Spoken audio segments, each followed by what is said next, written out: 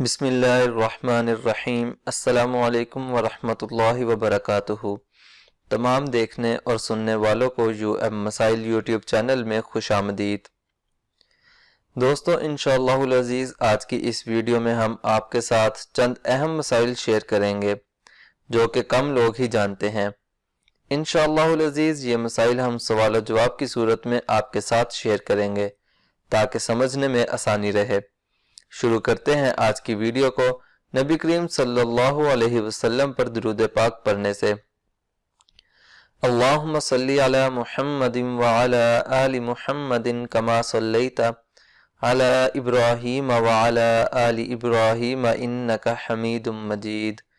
اللہم بارک علی محمد وعلی آل محمد کما بارکت علی ابراہیم وعلی آل ابراہیم انکا حمید مجید۔ سوال: ایمان کیا ہے؟ حدیث کی روشنی میں وضاحت کریں۔ جواب: حدیث جبرائیل میں حضرت جبرائیل علیہ السلام کا پہلا سوال یہ تھا کہ اسلام کیا ہے؟ اس کے جواب میں حضرت محمد صلی اللہ علیہ وسلم نے اسلام کے 5 ارکان ذکر فرمائے۔ حضرت جبرائیل علیہ السلام کا دوسرا سوال یہ تھا کہ ایمان کیا ہے؟ نبی کریم صلی اللہ علیہ وسلم نے ارشاد فرمایا، ایمان یہ ہے کہ تم ایمان لاؤ اللہ پر، اس کے فرشتوں پر، اس کی کتابوں پر، اس کے رسولوں پر، قیامت کے دن پر، اور ایمان لاؤ اچھی بری تقدیر پر۔ دوستو ایمان ایک نور ہے جو رسول اللہ صلی اللہ علیہ وسلم کی تصدیق سے دل میں آ جاتا ہے، اور جب یہ نور دل میں آتا ہے تو کفر و عناد اور رسوم جاہلیت کی تاریکیاں چھٹ جاتی ہیں، اور انسان ان تمام چیزوں کو جن کی نبی کریم صلی اللہ علیہ وسلم نے خبر دی ہے نور بصیرت سے بالکل سچی سمجھتا ہے۔ حضرت صلی اللہ علیہ وسلم کا ارشاد ہے، تم میں سے کوئی شخص مومن نہیں ہو سکتا یہاں تک کہ اس کی خواہش اس دین کے تابع نہ ہو جائے جس کو میں لے کر آیا ہوں۔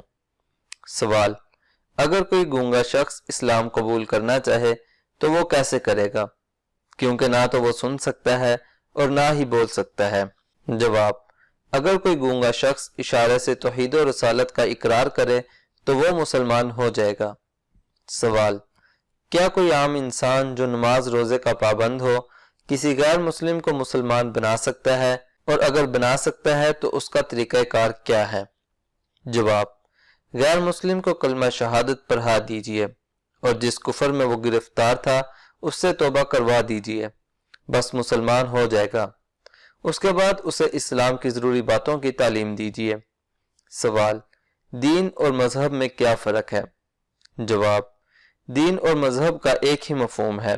آج کل بعض لوگ یہ خیال پیش کر رہے ہیں کہ دین اور مذہب الگ الگ چیزیں ہیں، مگر ان کا خیال غلط ہے۔ سوال: کیا امت محمدیہ میں غیر مسلم بھی شامل ہیں؟ جواب: نبی کریم صلی اللہ علیہ وسلم کی امت میں اس اعتبار سے تو کافر بھی ہیں کہ آپ صلی اللہ علیہ وسلم کی دعوت اور پیغام ان کے لیے بھی ہے، مگر جب امت محمدیہ کا لفظ بولا جاتا ہے تو اس سے مراد وہی لوگ ہوتے ہیں جنہوں نے آپ صلی اللہ علیہ وسلم کی دعوت پر لبیک کہی، آپ صلی اللہ علیہ وسلم کے پیغام کی تصدیق کی، اور آپ صلی اللہ علیہ وسلم پر ایمان لائے۔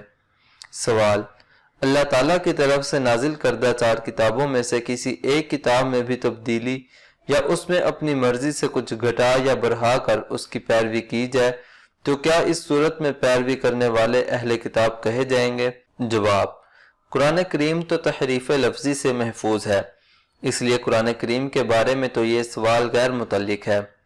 البتہ پہلی 4 کتابوں میں تحریف ہوئی ہے، مگر چونکہ وہ لوگ اصل کتاب کو ماننے کے دعوے دار ہیں اس لیے ان کو اہل کتاب تسلیم کیا گیا ہے۔